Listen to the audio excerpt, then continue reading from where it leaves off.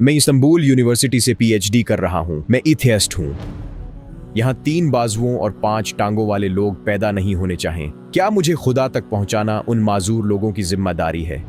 क्या उसका पैदा करना और ये कहना कि मेरी मखलूक को चाहिए कि मुझे पहचाने, ये जाहिर नहीं करता कि वो हमारा मुहताज है? नहीं, इससे ये जाहिर नहीं होता। कुरान की एक आयत के मुताबिक वो जिसे चाहता है गुमराह कर देता है और जिसे चाहता है हिदायत दे देता है। फिर उसमें मेरा क्या कसूर है? वो मादे से बालतर है तो क्या मादे से बालतर होना खुद ब खुद खालिक कायनात के वजूद का सबूत नहीं है?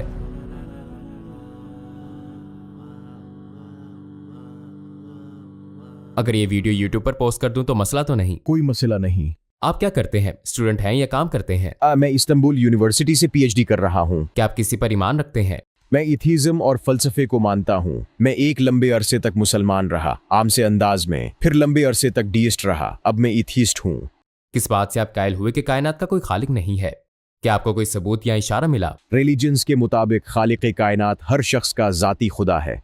मसलन वो मुझसे मोहब्बत कर सकता है जैसे वो अपने पैदा करदा पैगंबर से मोहब्बत करता है और अपनी इबादत न करने वालों से नफरत। अगर खालिकी कायनात है तो उसे लाजिमन मुझसे बेहतर और परफेक्ट होना चाहिए। ठीक है, चले मैं आपसे पूछता हूँ, आप ये क्यों समझते हैं कि किसी से मोहब्बत या नफरत करना खालिक कायनात की खामी है? क्या वो एक ही वक्त में आपसे बेहतर और अपने बंदों और मखलूकात से मोहब्बत करने वाला नहीं हो सकता? उसकी मोहब्बत उसके ना होने का सबूत क्यों बन गई? उसकी सिफत इंसानों जैसी है, इसलिए मैंने कहा उसका वजूद नहीं। आपने कहा इंसानों जैसी। यहाँ मसला ये है कि खुदा लोगों को जाती अहमियत देता है, हम में सखावत भी मौजूद होती है। आपके ख्याल में ये चीजें हमें क्यों दी गई? क्योंकि इन एहसासात के साथ हम उसे समझ सकते हैं, हम अपने खालिक को पहचान सकते हैं। इन सिफात का इंसानों जैसा होना हकीकी नहीं है, उसने सिर्फ हमें एहसासात दिए हैं ताकि हम कंपेयर कर सकें। लेकिन जाहिर है ये एहसासात एक दूसरे से मुख्तलिफ होते हैं, हम उसकी जात का सिर्फ अकली अंदाजा लगा सकते हैं। मैं वक्त और जगह से बाहर की किसी चीज का तसव्वुर नहीं कर सकता, तो फिर मुझे उसका जिम्मेदार क्यों ठहराया जाए? चूंकि हम वक्त के धारे में जीते हैं, लिहाजा शायद हम गैर महदूद वक्त का तसव्वुर ना समझ पाएं, मगर इसे ना समझ पाना खुदा के ना होने का सबूत नहीं है। ये उसके होने का सबूत भी नहीं है। हमें उसके होने के बहुत से सबूत नजर आते हैं। मसलन आप क्या देखते हैं? मगर ओके, चलें इसके मुतालिक समझने की कोशिश करते हैं। अगर हम बिल्कुल बुनियाद से समझे तो हर चीज मादे से बनी है, या ये कि खालिक कायनात मादे से बालतर है। ठीक, हाँ। कायनात में 2 तरह की तख्लीकात हैं। एक, किसी चीज के बगैर यानी शुरू से तख्लीक करना। 2, पहले से मौजूद मटेरियल से तख्लीक करना। अगर मैं तख्लीक के ये दोनों तरीके देखूं तो ये सब कौन करता है? ज़हनी और अकली तौर पर मैं एक अंदाजा लगाऊंगा। मसलन पहली किस्म यानी किसी चीज के बगैर तख्लीक के लिए ऐसी जात का होना जरूरी है जो हमेशा से हो और जो किसी चीज की मोहताज ना हो। अगर पहले से उसका वजूद ना हो तो वो शुरू से खुद को तख्लीक नहीं कर सकता, क्योंकि पहले से उसका वजूद ही नहीं। अगर वो किसी शख्स या चीज का मोहताज हो तो कोई नई चीज पैदा नहीं कर सकता। इसके लिए ऐसी जात की जरूरत है जो हमेशा से मौजूद हो और जो किसी का मोहताज ना हो। तसव्वुर करें एक दिन आप सुबह जागें, अपना गैराज खोलें और वहां एक फिरारी पाएं। हम कहेंगे किसी ने लाजमन इस कार को वहां खड़ा किया है ना? जी हाँ।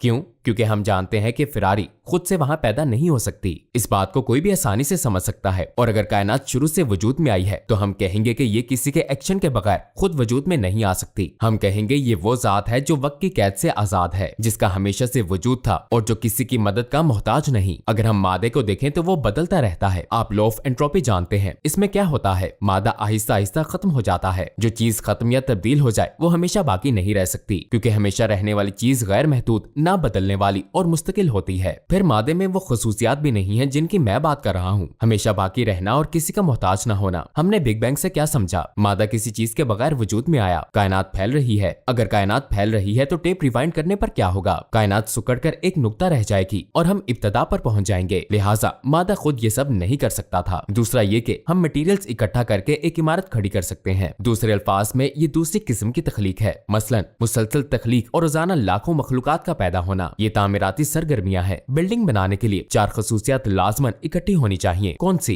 इल्म, इरादा, इख्तियार और जिंदगी। इनमें से कोई एक भी ना हो तो कोई तामीराती सरगर्मी नहीं हो सकती। मसलन तसव्वुर करें आप साहिल समंदर पर हैं और उस पर एक घर बनाना चाहते हैं, चाहे रेत का ही हो, तब भी ये 4 खसूसियात मौजूद होना जरूरी है। इल्म का मतलब घर बनाने के तरीके की मालूमात है। इरादा इस फैसले की अहलियत का नाम है कि काम किया जाए या नहीं। इख्तियार का मतलब है ताकत। और फिर जिंदगी, एक मुर्दा चीज रेत से भी घर नहीं बना सकती। थी। घर की इस मिसाल की तरह इस दुनिया में हर सेकंड में 4 लोग पैदा होते हैं और लाखों मखलूकात पैदा होती हैं। लिहाजा इनमें से हर तामीराती सरगर्मी के लिए ऐसी जात की जरूरत है जिसके पास इल्म, इरादा, इख्तियार और जिंदगी हो। और फिर जब मैं एटम्स और मादे को देखता हूँ तो इनमें ये 4 खसूसियात नहीं है। हमारे मुताबिक 2 ही ऑप्शंस हैं, मादा या फिर मादे से बालतर कोई जात। लिहाजा अगर मादे में ये खसूसियात नहीं है तो फिर मादे के पार ना देख पाने और वक्त की गैर महदूद हसीयत को ना समझ सकने के बावजूद मुझे कहना पड़ेगा कि किसी जात का वजूद है।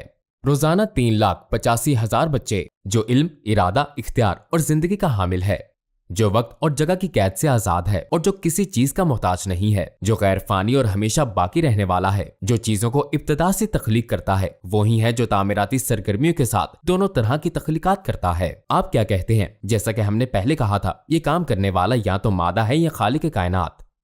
क्या मादे का नाहल होना खालिक कायनात के वजूद का सबूत नहीं है? क्या आपका इशारा इस आयत की तरफ है कि खुदा ने कहा हो जा तो वो हो गई? हमने 2 तरह की तख्लीक के बारे में बात की। मेरा कहना यह है कि खालिक कायनात को दोनों पर इख्तियार है। कायनात का वजूद नहीं था, फिर उसने इब्तिदा से इसे तख्लीक किया। खुदा स्टेप बाय स्टेप तख्लीक कर रहा है। अगर हम सेब को देखें तो हम बीज बोते हैं, फिर वो बीज फौरन सेब नहीं बन जाता है ना? हाँ जी। अब खुदा उसे आहिस्ता आहिस्ता तख्लीक करता रहता है, यहाँ तक कि बीज सेब बन जाता है। आपके बोए हुए बीज का ताल्लुक बायोलॉजी के कवानीन से है। अगर माहौल मुनासिब हुआ तो कॉम्पल फूट जाएगी और वो बढ़ने लगेगा, फिर दरख्त बनेगा और उस पर फल लगेंगे। अगर माहौल ठीक न मिले तो वो नहीं बढ़ेगा। इसमें खालिक कायनात का क्या किरदार है? ये एक अच्छा सवाल है। आपने यहाँ एक चीज पर गौर नहीं किया। जिन चीजों को हम कवानीन कहते हैं वो दरअसल नाम है जो हमें खुदा के कायनात तख्लीक करने और इसे चलाने के बारे में बताते हैं। मसलन हम कहते हैं कवानीन अप्लाई किए जाते हैं और फिर बीज को फल बनने तक वक्त लगता है। दर हकीकत ये कवानीन उस तरतीब का नाम है जो हमें बताती है कि खालिक कायनात बीज को फल कैसे बनाता है। कानून खुद से कुछ नहीं करता। अगर कोई कानून मौजूद है तो पसे पर्दा कोई उस कानून के साथ कायनात चलाता है। फर्ज करें कि यहाँ स्मोकिंग पर पाबंदी है, हम यहाँ इशारा लटकाते हैं, हम यहाँ आकर स्मोकिंग करते हैं। अब क्या ये इशारा हमें सजा देता है? इशारा ऐसा नहीं कर सकता। सही, फिर कौन सजा देता है? कानून बनाने वाला ये सजा देगा। क्यों? क्योंकि कानून खुद से कुछ नहीं कर सकता। ये कानून जिसने बनाया, जो यहाँ इख्तियार रखता है, वही आकर सजा देगा और यहाँ का निजाम चलाएगा। इस मिसाल की तरह बायोलॉजी के कवानीन, फिजिक्स के कवानीन, कायनात के कवानीन खुद से कुछ नहीं कर सकते। अगर कोई कानून मौजूद है तो इन कवानीन को इस्तेमाल करने वाला होना भी जरूरी है। मसलन क्या मुझे मादी शक्ल में कानून दिखा सकते हैं कि फला कानून अपनी मादी शक्ल में है? मैं आपको सूरज का तुलू और गुरूब दिखा सकता हूँ, लेकिन ग्रेविटी नहीं दिखा सकता। आप ग्रेविटी नहीं दिखा सकते, क्यों? क्योंकि ये मादे से नहीं बनी। सही, ये चीजें यहाँ ग्रेविटी की वजह से मौजूद हैं, लेकिन मैं ये नहीं कह सकता देखो ये रही ग्रेविटी। मैं बिल्कुल यही कह रहा हूँ। क्यों? क्योंकि ये मादी चीज नहीं है। ये वो चीजें हैं जिनके अंदाजे हम जहन में लगाते हैं। ये हमारा अकली अंदाजा होता है। यहाँ नजर आने वाले कवानीन उन तरीकों के नाम है जिनके जरिए खुदा कायनात और मादे का निजाम चलाता है। अगर कोई सिस्टम हो तो उसे चलाने वाला भी होता है। अगर कोई कानून मौजूद हो तो उसे अप्लाई करने वाले भी होते हैं। लिहाजा ये बात एक बार फिर खालिक का वजूद साबित करती है। क्या आपके ख्याल में कायनात बहुत ज्यादा ऑर्गेनाइज्ड है? मेरे ख्याल में तो यहाँ अफरा तफरी है। हमें सूरज के तुलू और ग़ुरूब का वक्त पता है। सही, बिल्कुल। क्या कभी हम खबरों में सुनते हैं सूरज ग्रहण होने वाला है जो सदी में एक बार होता है? हम इंतजार करते हैं और वो बिल्कुल बताए गए वक्त पर होता है। चूंकि ये पेशगोइयां मैथमेटिक्स फॉर्मूलों के जरिए होती हैं, तो क्या इनसे ये साबित नहीं होता कि यहाँ कोई बेतरतीबी नहीं है? आप यूनिवर्सिटी गए और अभी आप पीएचडी कर रहे हैं, आपके पास मास्टर्स की डिग्री है, आप जरूर अब तक अपनी क्लासेस में सैकड़ों फॉर्मूले देख चुके होंगे। हो सकता है आपको उन्हें याद भी करना पड़ा हो, है ना? हाँ। आपके याद किए हुए तमाम फॉर्मूले दरअसल हमें क्या बताते हैं? वो बताते हैं कि कायनात को एक तरतीबी निजाम चला रहा है, क्योंकि अगर फॉर्मूला है तो तरतीब भी है। किसी अफरा तफरी और बेतरतीबी की जगह पर आप एक फॉर्मूला निकालें और कहें एक मिनट ठहरो, इस फॉर्मूले के मुताबिक फला काम हर वक्त इसी रफ्तार से होता है। क्या आप वहाँ कोई फॉर्मूला पेश कर सकते हैं? फॉर्मूले मुकम्मल तरतीब जाहिर करते हैं, आप ठीक कह रहे हैं, मगर फिर इस मुनज़्ज़म कायनात में 3 बाजुओं और 5 टांगों वाले लोग पैदा नहीं होने चाहें। पहले हमें खुद से पूछना होगा, क्या इस तरह के वाकयात 99% होते हैं? 1% या 1 मिलियन में सिर्फ एक के साथ अगर वो प्लान के मुताबिक जानबूझकर ऐसे 1% लोग पैदा करता है तो हम उसे खामी नहीं कह सकते। मसलन अगर मैं माइक्रोफोन लूं और इसे फोन की तरह इस्तेमाल करूं तो आप उसे खामी नहीं कह सकते। हाँ, हम इसे खामी नहीं कह सकते। ये फनी सी बात है, क्योंकि मसलन जब हम कागज या प्लेट की फैक्ट्री में जाते हैं, यहाँ तक कि उस प्लेट फैक्ट्री में भी 1000 में से 3 में खराबी होती है। चलें 1000 में 5 फर्ज कर लेते हैं। आप एक इंडस्ट्रियल इंजीनियर हैं, आप बेहतर जानते हैं अगर खुदा एरर मार्जिन के साथ अमल करता है, अगर वो ऐसा करता है तो ये उसकी खामी है। अगर खुदा वो 1% किसी खास मकसद के लिए पैदा करता है तो फिर ये भी तरतीब का ही हिस्सा है और खामी नहीं है। अगर कोई अमल मकसद की तकमील करता हो तो वो तरतीब और परफेक्शन की तारीफ में आता है। कैसे? मसलन मैं ये माइक्रोफोन लूं और इसे फोन के तौर पर इस्तेमाल करूं, तो क्या मैं कह सकता हूं 1 मिनट ठहरो, इस फोन से कॉल नहीं हो सकती भाई, इसमें तो खामी है? नहीं, बल्कि अगर ये आवाज को कैप्चर न करे तब उसमें खामी होगी। ये खामी वाला तब होगा जब आवाज को अच्छी तरह कैप्चर ना करे। मगर मैं ये नहीं कह सकता मैं इससे कॉल नहीं कर सकता लिहाजा इसमें खामी है, क्योंकि इस माइक्रोफोन का मकसद आवाज को कैप्चर करना है, किसी को कॉल करना नहीं। अगर ये अपना काम कर रहा है तो फिर मैं नहीं कह सकता इसमें खामी है। आप लाइब्रेरी जाते हैं, क्या आप ये कहते हैं लाइब्रेरी में बहुत खामोशी है? क्या ये लाइब्रेरी की खामी है?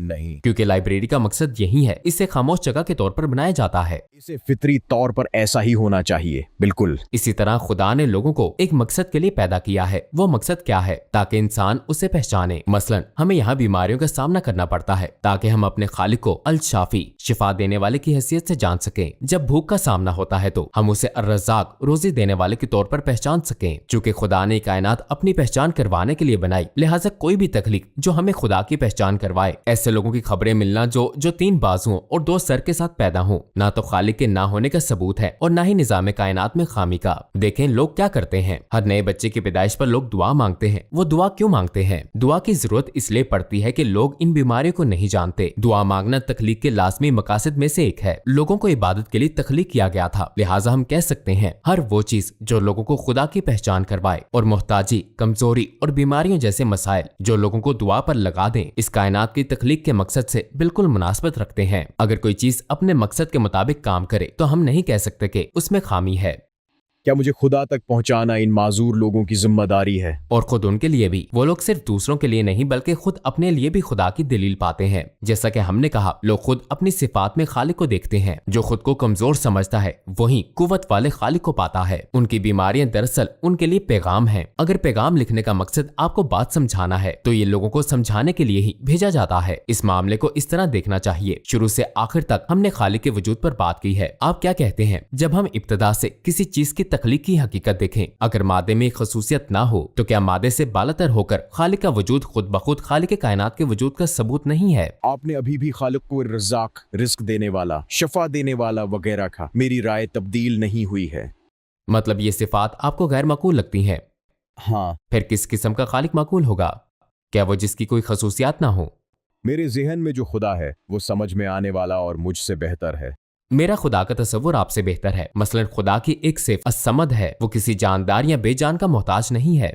क्या उसका पैदा करना और ये कहना कि अब मेरी मखलूक को चाहिए कि मुझे पहचाने, ये जाहिर नहीं करता कि वो हमारा मोहताज है? इससे ये जाहिर नहीं होता, क्योंकि मेरे ख्याल में तो जाहिर होता है, क्यों नहीं? अगर हम कहेंगे मेरे ख्याल में, तो हम मामले की सच्चाई तक नहीं पहुंच सकते। हमें यहाँ सबूत को देखना होगा। उससे आपकी या मेरी राय तब्दील नहीं होती, मगर मैं इसी तरह समझता हूँ। तसव्वुर करें, एक माँ अपने बच्चे का सर चूम रही है। वो पिछली रात को नींद से जागी, अपने बच्चे का सर चूमा और दोबारा सोने चली गई। उसने ऐसा इसलिए किया कि वो ये करना चाहती थी, राइट? हाँ। दूसरे अल्फाज में ये उसकी जरूरत नहीं है। खुदा के लिए तख्लीक भी ऐसी ही चीज है जिसे वो करना चाहता था। ये उसका इंतखाब था, इसलिए नहीं कि उसे इसकी जरूरत थी। हमने शुरू में कहा था उसका गैर फानी होना जरूरी है ताकि वो इब्तदा से चीजों को तख्लीक कर सके। उसे किसी चीज का मोहताज हरगिज नहीं होना चाहिए ताकि वो चीजें तख्लीक कर सके और नशोनुमा जारी रहे। अगर कोई चीज गैर फानी हो तो उसकी रहमदिली भी लामहदूद होती है, उसकी ताकत भी लामहदूद होती है। उसके लिए मोहताजी की कोई गुंजाइश नहीं होती, क्योंकि हम हर लिहाज से मुकम्मल होने की बात कर रहे हैं जिसकी कोई हद नहीं होती। लिहाजा हम कह सकते हैं ऐसे किसी चीज या जानदार की जरूरत नहीं। अगर आप पूछें उसने क्यों तख्लीक किया, तो तख्लीक उसके नामों और सिफात की एक झलक है। कोई सखी हो तो वो अपनी सखावत दूसरों को भी देना चाहेगा।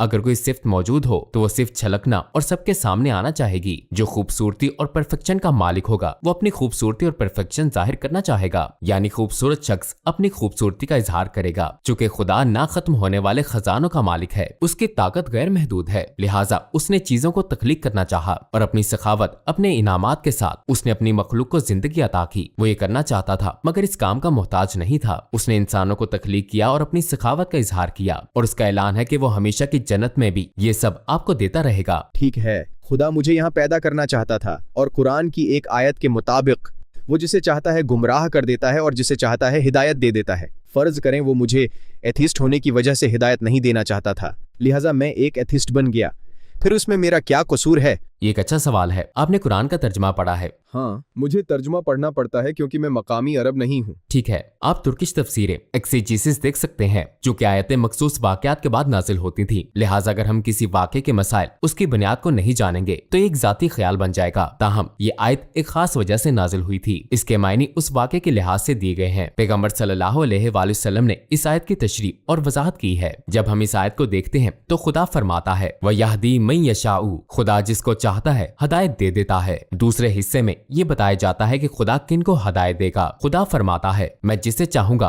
हदायत दे दूंगा। सवाल ये है कि वो किसे हदायत देना चाहता है। दूसरी आयत में उसने उन लोगों की खसूसियात बताई हैं। उसने फरमाया सूरह बकरा के बिल्कुल शुरू में, वो खुदा से डरने वाले बगैर देखी चीजों पर ईमान लाते हैं और नमाज कायम करते हैं। कुरान में उन लोगों की बहुत सी खसूसियात बताई गई हैं। कुरान में दूसरी जगहों पर खुदा ने बताया कि वो किन लोगों को हदायत देगा। इसमें इंसान की विल पावर का अमल दखल है। अगर इंसान कुरान पढ़ता है तो दीन और ईमान के असूल वाज़ेह हो जाते हैं। क्या मैं हदायत चाहता हूँ या नहीं? अगर आप इसे देखकर कहते हैं मैं नहीं चाहता, तो खुदा फरमाता है जो लोग हदायत पाना नहीं चाहते उन्हें हदायत नहीं दी जाएगी। वो फरमाता है मैं किन लोगों को हदायत दूंगा? वो लोग जो हदायत पाना चाहते हैं। वो कहता है जो ये कबूल करेगा उसे हदायत दे दी जाएगी। वरना लोग जब तर्जमा पढ़ते हैं तो वो इसके मुख्तलिफ मायने ले सकते हैं। ठीक है, अब आप क्या करेंगे? तलाश जारी रखेंगे? नहीं, मैंने बहुत पहले ही तलाश रोक दी थी। मैं अपनी जिंदगी नॉर्मल अंदाज में गुजार रहा हूँ। मैं एक सादा सा सवाल करना चाहता हूँ, आप चाहें तो जवाब न दें। जब आप एथीज्म की बात करते हैं तो आपकी फैमिली, दोस्त, रिश्तेदार भी होंगे, आपकी कोई महबूबा या बीवी भी होगी। इतने सारे लोगों से आपका दिली ताल्लुक होता है। जबकि एथीज्म कहता है कि मौत के बाद जिंदगी नहीं है। आप ये बात कैसे सह लेते हैं? कोई शख्स इस सोच के साथ कैसे खुश रह सकता है कि मेरा वजूद बिल्कुल खत्म हो जाएगा? इसकी बजाय इस मामूली सी अकली दलील के साथ कि हाँ ठीक है, खालिक के कायनात के खिलाफ ये 100 सबूत हैं, इनमें से एक मुझे समझ आ रहा है, लिहाजा मैं बस इसे मान लूंगा। बाकी 99 चीजें जो मेरी समझ से बाहर हैं, मैं इन्हें स्टेप बाय स्टेप हल करने की कोशिश करूंगा। क्या ये बेहतर नहीं होगा? फना हो जाने के ख्याल के साथ आप कैसे जिएंगे? मैं खुश हूँ क्योंकि मैं अपनी जिंदगी का मालिक हूँ। क्या आपको बोझ, ज़हनी दबाव महसूस नहीं होता? क्या आखिरकार आपका नामो निशान खत्म हो जाएगा? इस ख्याल के साथ कैसे जी सकते हैं? मरने के बाद मुझे नहीं मालूम, हो सकता है मैं कोई घास फूस बन जाऊं, गाय मुझे खा ले, दूध दे और बच्चे वो दूध पिएं, या उसी तरह की कोई चीज। उसके अलावा और क्या हो सकता है? मैं सॉसेज में, पस्त्रामी में था। अगर आप किसी प्यारे से 1 महीने के लिए अलग हो जाएं, तो आप उससे अलग नहीं रह सकते, है ना? मतलब आपस में इतना जज्बाती ताल्लुक होता है। हाँ, हो सकता है। अगर हम उससे 1 महीने के लिए अलग नहीं रह सकते, आप अपने किसी प्यारे से 1 महीने के लिए भी अलग नहीं रह सकते। मगर ये ख्याल कि मैं अब कभी उनसे नहीं मिलूंगा, अगर सैकड़ों मकुल सबूत मौजूद हैं, तो मेरे ख्याल में कोई एक सबूत भी खालिक को मानने के लिए काफी है। अपना ख्याल रखिएगा। आपसे मिलकर बहुत खुशी हुई। मुझे भी।